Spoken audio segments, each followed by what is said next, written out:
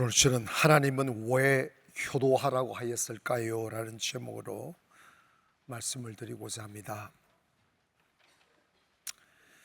조금 느낌은 안 좋지만 인터넷에서 여자를 공에다가 비유한 글이 있어서 소개를 합니다.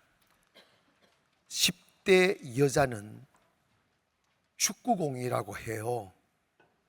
그래서 22명이 모든 선수들이 하나의 공을 바라보고 막 쫓아다니잖아. 10대의 여자의 인기가 그렇게 많다는 거예요. 22명이 막 쫓아다닌다는 거예요. 20대는 반으로 뚝 떨어져서 농구공이라는 거예요. 10명이 쫓아다닌다는 거지. 30대는 골프공이래요. 한 명만 쫓아다닌대요.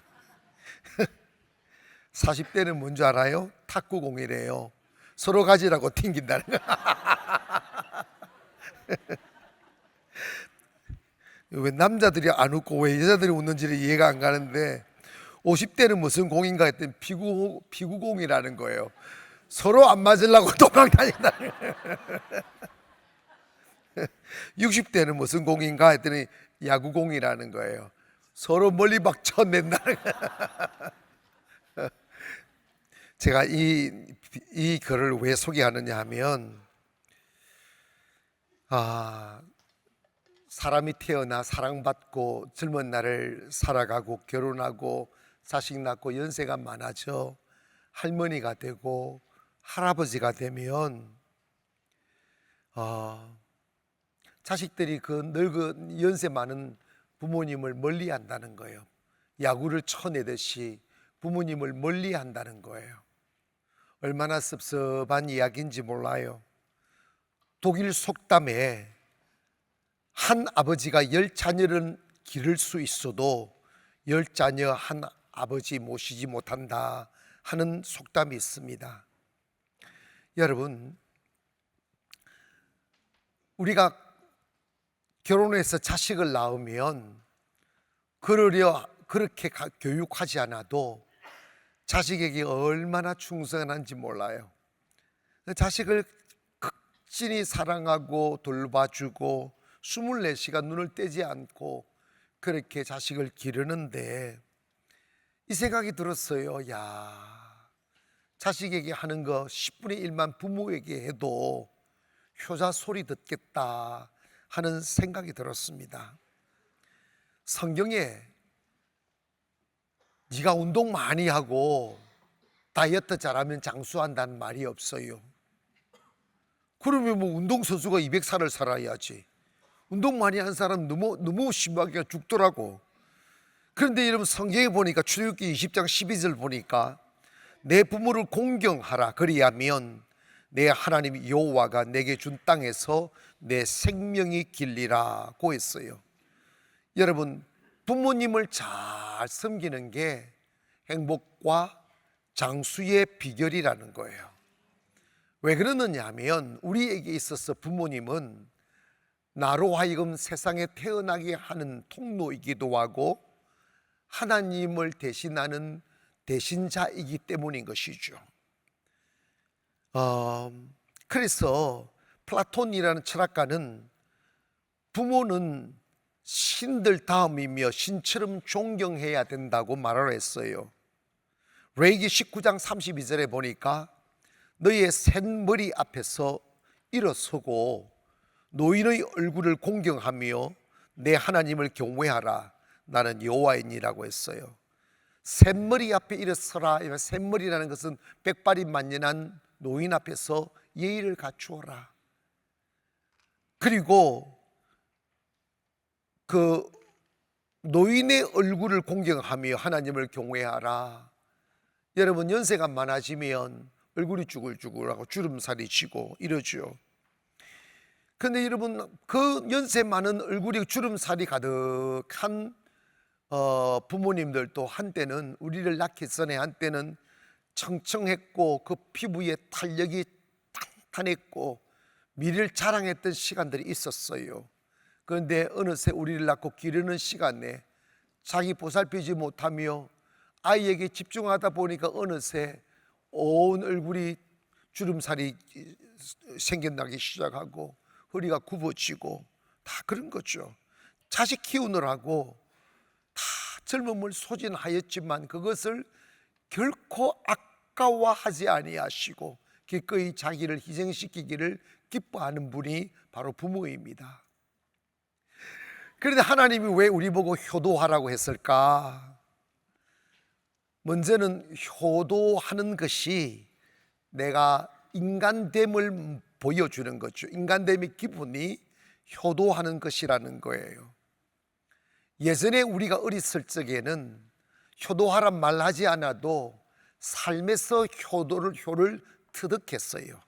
왜냐하면 그 핵가족 제도가 아니고 여러 세대가 할아버지, 할머니, 아버지, 어머니, 형님, 동생, 손주 막 이렇게 같이 살다 보니까 어른이 있었고 섬길 줄 알았고, 그리고 아버지가 할아버지에게 하는 모습을 자식이 보고 그렇게 살다 보니까 당연히 하는 건가 보다. 아침 되면 인사드리고 밥 먼저 차려드리고, 그리고 저녁 되면 주무시기 전에 들어가서 방바닥 따뜻한지 이렇게 손 넣어보기도 하고, 엄마, 아버지, 어머니 잘 주무시라고 이렇게 인사하고, 이런 걸 자식들이 다 보고 자라다 보니까 그 자식도 어른이 되면 그 아버지에게 그렇게 하는 거예요.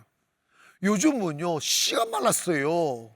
그런 사람이 없어요. 핵가족 제도도 보니까 또 부모님들도 이런다. 아이고, 나는 자식하고 안 산다. 나는 우리 자식만 잘 살면 되지 내한테 안 해줘도 된다. 그 여러분 부모 마음 누가 몰라요. 자식한테 폐 끼치고 싶지 않는 거. 그런데 여러분 조사를 해보니까 OECD 국가 중에서 그 가장 노인 자살률이 많은 나라가 우리나라라는 거예요. 그 이유를 보니까 병에 걸렸는데 치료할 돈 없고 또 외롭고, 특별히 가장 우리를 마음 아파하는 게 뭐냐면 연세 많은 노인분들이 가장 힘든 게 고독이라는 거예요. 자식 안 와도 된다고 말을 하지만 쪽방에 주저앉아 하루 종일 문 열어놓고 혹시 자식이 찾아올까 봐 자식 기다린다는 거예요. 어디 가고 싶어도 혹시 내 없을 때 왔다 갔을까 봐 오지도 않을 자식 기다리며 그렇게 고독 속에서 하루를 보내는 분들이 너무 많다는 거예요. 여러분, 단언컨대 절대 너희들 올 필요 없다 그런 소리 하지 마셔. 아멘. 야 이놈들아 왜 안 오나 막 깜질러야 돼. 내가 너희들 키우는데 돈이 얼마나 드는지 그 돈 내놔라. 여러분, 이게 꼭 필요해요.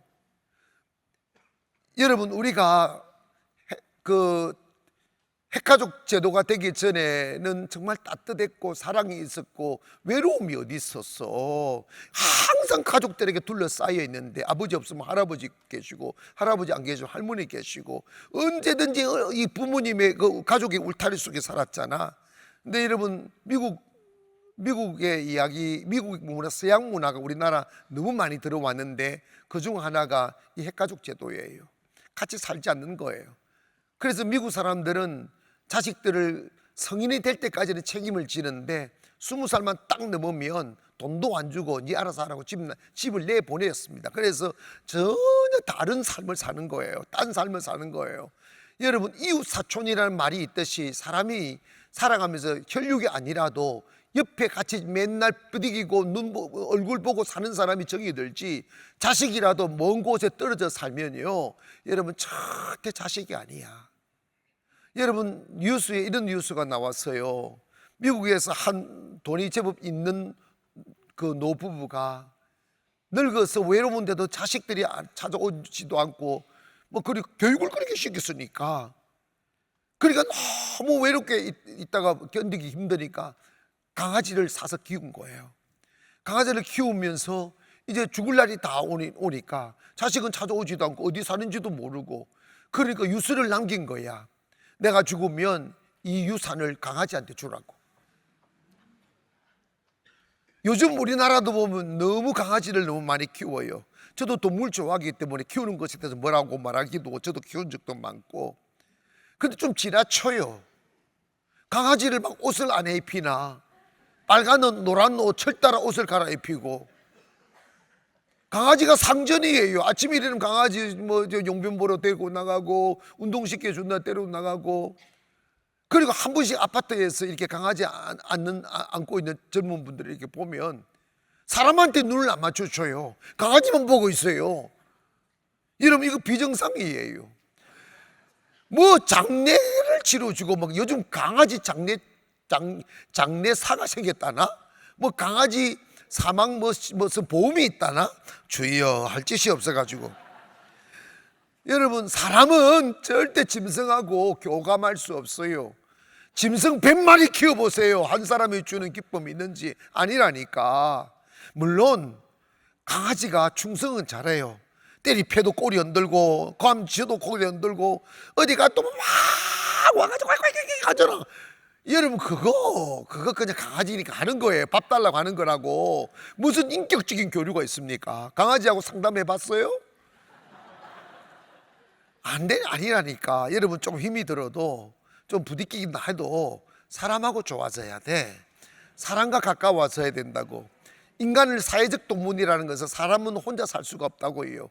밥 먹고 좋은 집이 있어도 나이 먹어서 고독이 흘러들면 그 고독은 숨을 쉬지 못할 만큼 마음의 허탈함과 외로움을 가져다 주죠. 때문에 여러분, 우리 인간이 태어나 나를 길러주신 부모님을 효도하는 것은 내가 강아지가 아니고 사람이라는 것을 반증하는 거예요. 부모를 몰라보면 안 돼요. 한문에 효도라는 효자를 보면 노인 노자에 그 밑에 아들 자자를 쓰는 거예요. 이게 뭐냐면, 효다라는 말은 뭐냐면 아들이 머리 위에 부모를 이고 산다는 의미입니다. 부모님을 이고 산다는 거죠. 그래서 성경은 부모를 공경하라, 이 공경하라고 하는 카베드라는 말은 뭐냐면 부모를 존귀하게 여긴다, 가치 있게 여긴다. 또 다른 의미는 뭐냐면 부모 그 무거움을 느낀다, 무겁다는 뜻이 있어요. 사실은 부모님을 공경한다는 것은 때로는 짐이 될 수도 있어요. 그러나 곰곰이 한번 생각해 봐요. 부모가 우리 기를 때 흘렸던 눈물과 땀과 수고를 비하면 우리 부모님 섬기기 위해서 조금 수고하는 그것이 무슨 비교가 되겠느냐 이 말이죠. 과거는 3대 4대가 같이 살았잖아요. 그러다 보니까 상하관계, 인간관계, 사회관계를 사회생활에 다 가정에서 배우는 거예요. 근데 요즘은 1인 가족이 45%를 넘어간다잖아. 혼자 사는 거예요. 비정상 행복하지 않아요. 사람은 주변에 내가 사랑하고 좋아하는 사람이 있어야 행복합니다. 교회라는 게 우리가 큰 가정인데 교회 오셔서 이 효를 좀 배워야 돼요. 왜냐하면 제가 목회하면서 많은 가정을 봤고 또 우리 가문에서도 봐도 부모에게 잘못하는 자식, 나이를 먹어가면서 가면 갈수록 욕심 부리고 자기밖에 모르고 이기주의로 사는데 잘 돼야 될 거 아니야.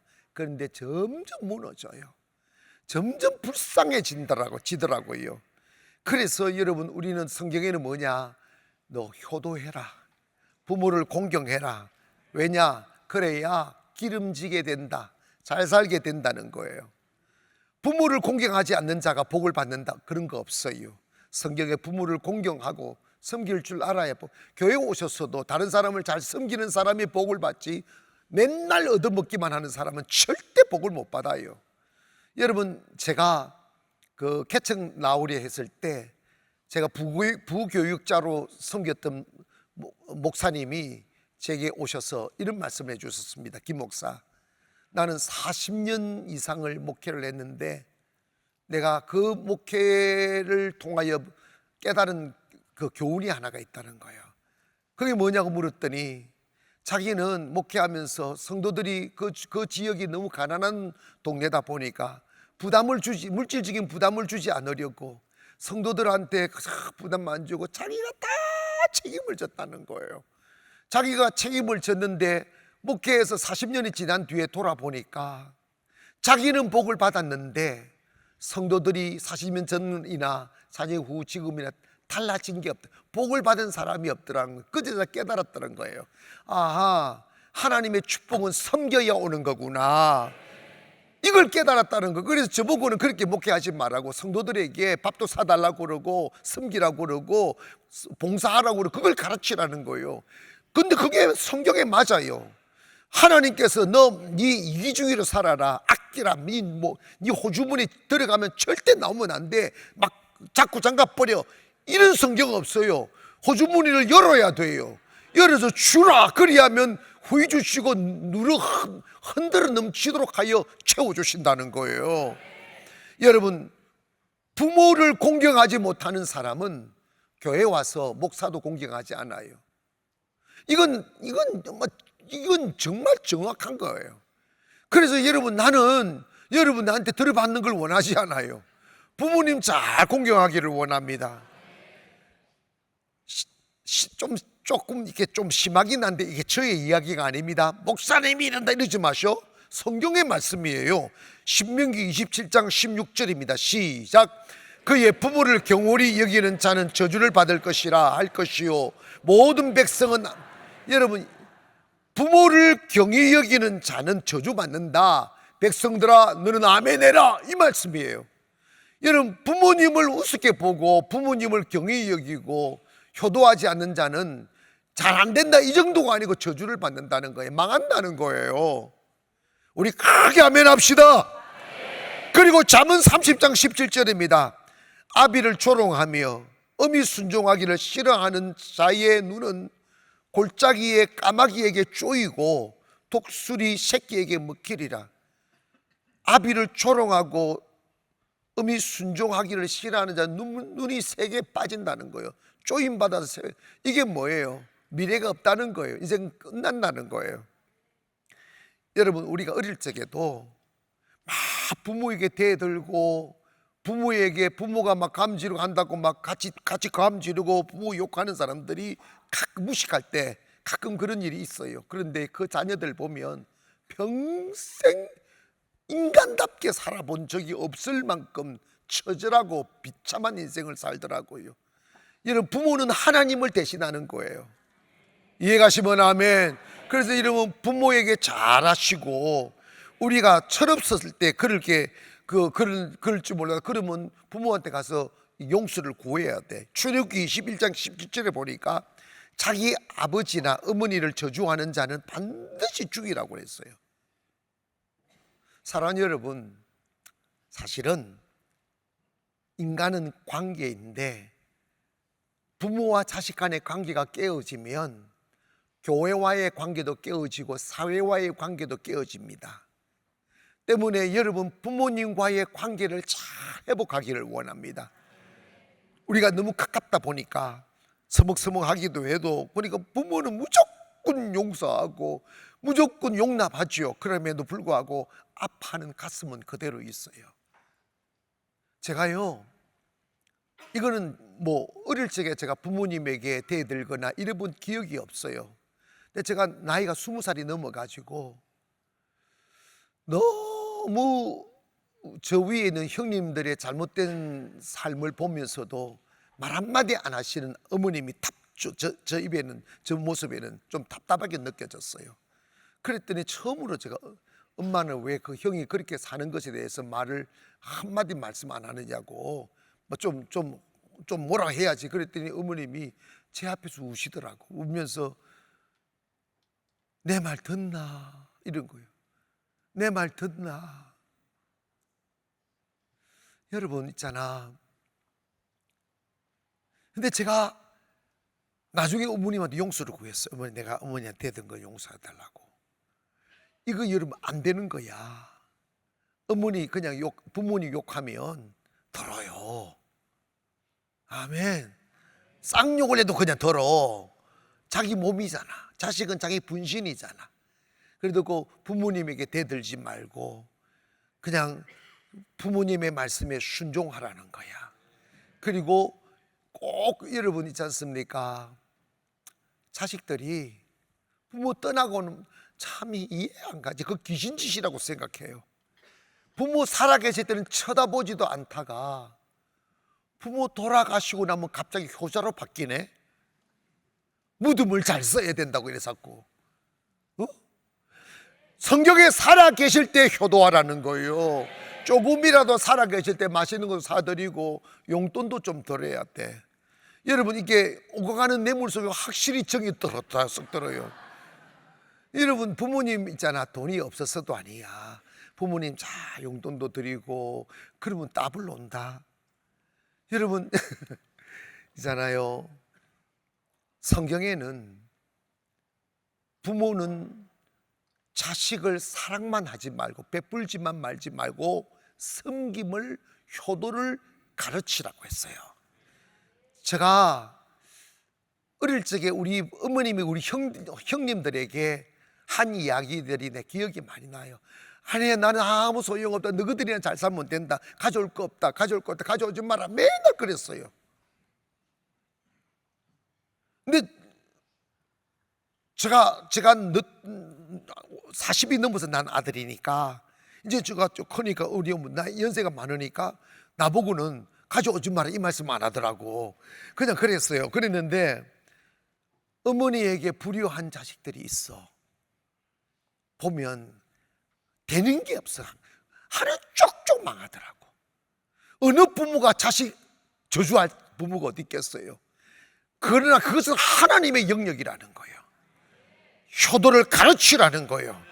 그래서 우리가 살아가면서 아빠 엄마 필요 없다, 너희들은 잘 살아 이러지 말고 어릴 적부터 섬기는 것을 가르쳐야 돼. 심부름도 시키고 용돈도 가져오라고 그러고. 아멘. 조선시대 때 한 임금이 한양을 떠나서 개성으로 간다는 소문을 듣고 개성에 살던 한 할머니가 소원 하나가 생긴 거야. 내가 이 땅에 살면서 단 한 번도 임금님의 용안을 본 적이 없으니까 임금님이 우리 가까운 동네에 오신다고 하니까 내가 어떻게 하든지 간에 이 임금님의 얼굴을 한번 봐야 되겠다 싶어가지고 이게 노환으로 인하여 움직이지도 못하고 병 안에 누워 계신 어머님이 효자 아들을 부른 거예요. 아들아, 내가 태어나 이 나라의 임금님의 얼굴 한 번 못 보고 죽는 게 억울하니 나를 임금님이 행차하는 거리에 업고 가서 멀리서라도 임금님의 얼굴 한번 볼 수 있게 해달라고 부탁을 하려고. 그래서 효자 아들이 병 안에 든 어머니를 업고 40km를 걸어서 임금님이 지나갈 길목에 섰던 거죠. 시간이 돼 임금님의 행차가 지나갈 때 임금님이 어머니를 안고 있는 아들의 모습을 보고 내 백성 중에 이렇게 효자가 있구나 싶어서 멈추게 하고 그 아들을 불렀습니다. 불러서 자초지종의 이야기를 듣고 난 뒤에 임금님이 이 아들, 이 나라에 이렇게 효자가 있냐 해서 금과 쌀을 하사품으로 내렸다는 거예요. 그래서 이 아들이 그 임금님의 큰 상을 받았다는 소식을 듣고 그 동네의 불효자식이 어머니를 억지로 업고 가서 또다시 임금님이 지나간 다른 길목에 서서 다 서 있었다는 거예요. 그래서 임금님이 또다시 마차를 세우고 그 아들을 불러와라. 그래서 상을 주라고 했더니 그 동네 이장 및 사람들이 임금님, 저 아들은 아닙니다. 저 아들은 비호자식입니다. 상 받으려고 억지로 어머니 업고 왔습니다. 막 이런 거예요. 그랬더니 임금님이 딱 하시는 말씀이 아니다. 그 아들도 상을 줘라. 왜냐? 효도는 흉내만 내어도 좋다. 여러분 벌써 너무 율법주의야. 임금님의 뜻이 뭐냐면 효도는 흉내만 내도 좋다. 이 말씀을 하셨다는 거예요. 여러분, 여러분 교회 오셔서 이거 꼭 기억하셨으면 좋겠어요. 여러분이 건강하게 행복하게 잘 살 수 있는 것은 여러분이 원하고 땀 흘리고 수고한다고 되는 게 아니에요. 여러분이 가정이 행복하고 잘 되게 하는 영역은 하나님의 영역이에요. 하나님이 복을 주셔야 해요. 하나님이 지켜주셔야 돼요. 그래서 시편 127편에 보면 여호와께서 집을 짓는 자의 수고가 헛되다고 했어요. 여러분의 가정이 잘 세워지기를 원합니다. 그러기 위해서는 뭘 해야 되느냐? 부자간에 사랑한다고 맨날 자식들한테 주기만 하지 말고, 자식이 커서 어른이 되고 이렇게 성인이 되면 섬길 줄 아는 효를 가르쳐야 돼요. 아멘. 여러분, 왜 그래야 되느냐면 그 받는 것에 관심이 있는 게 아니고 그렇게 해야 복을 받는다는 거야. 그렇게 해야 잘 된다는 거지. 여러분 있지 않습니까? 성경대로 가야 돼요. 여러분, 이웃을 섬기고 부모를 섬기고 하나님을 섬기고 교회를 섬기는 자가 잘 돼요. 어디서 오는지 마르지 않는 샘과 같은 축복이 온다고요. 인색하고 자기밖에 모르고 자식을 그렇게 키우면 안 돼요.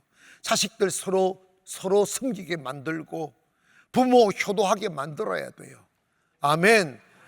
여러분 연세 많은 분들 좋겠어. 근데 가만히 기다려 보세요. 이제 그래가지고 여러분이 부모님들에게 전화도 해드리고 문자도 해드리고 그 다음에 용돈도 요즘은 너무 쉬워. 카톡으로 날려. 카톡으로. 여러분 부모님을 잘 섬겨보세요. 관계가 회복이 돼요. 축복이 와요. 그 성경에 그렇게 말씀했습니다. 사랑하는 여러분, 한 해 한 해 살다 보면 자식이었던 내가 부모가 되고 부모였던 내가 할아버지가 되는 날이 그렇게 머지 않아요.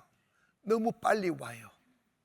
그 삶의 습관 속에서 연세가 많아지면 많아질수록 외로워지지 않고 고독해지지 않고 배고프지 않고 여생을 행복하게 사시려면 지금부터라도 부모님이 살아계시면 최선을 다하여 섬겨드리고, 혹여 부모님이 다 돌아가셨더라면 이웃이나 교회 성도들에게, 연세 많은 분들에게 사랑을 베푸세요. 여러분 이것이 약속 있는 첫 계명이라고 그랬어요. 가장 중요한 것이라고 그랬어요. 이거 함으로 여러분이 잘 돼야죠. 여러분 잘못되기를 바라는 사람이 어디 있겠어요. 그런데 바란다고 되는 게 아니라 하나님의 축복의 보따리를 풀어주셔야 돼요. 그 보따리를 풀 수 있는 비밀이 섬기는 거예요. 근데 성경에 말씀합니다. 네가 눈에 보이는 부모를 공경하지 않는데 어떻게 눈에 보이지 않는 하나님을 공경하겠느냐. 그거 다 가짜다는 거예요. 그러므로 여러분 이제 우리가 나머지 삶을 기름지게 살고 행복하게 살고 축복되게 살려면 여러분 먼저 효도하시고 또 자녀가 있는 여러분의 자녀들을 가르치세요. 나는 끝없이 내 피를 쏟아 바칠 수 있고 내 살을 찢어 너희 입에 먹일 수 있지만 너가 받기만 하면 복을 못 받는다. 너도 섬기는 사람이 되라. 부모에게 공경해라. 거기에 아멘. 그걸 가르쳐야 인생이 점점 단단해지고 반석 위에 짓는 집같이 여러분의 가문이 세워진다는 거예요. 자식 사랑한다고 나는 필요 없어, 너가 잘 살면 돼, 나 가져오지 마, 그거 교만이. 그거는 자식에게 축복의 길을 없애버리는 거야. 다 있어도 나눠주면 되잖아. 다 있어도 너 가져오라고. 섬김을 통하여 복을 받는 것임을 믿고 여러분의 가정에 하나님의 큰 축복이 있기를 주의 이름으로 축원합니다. 기도하겠습니다.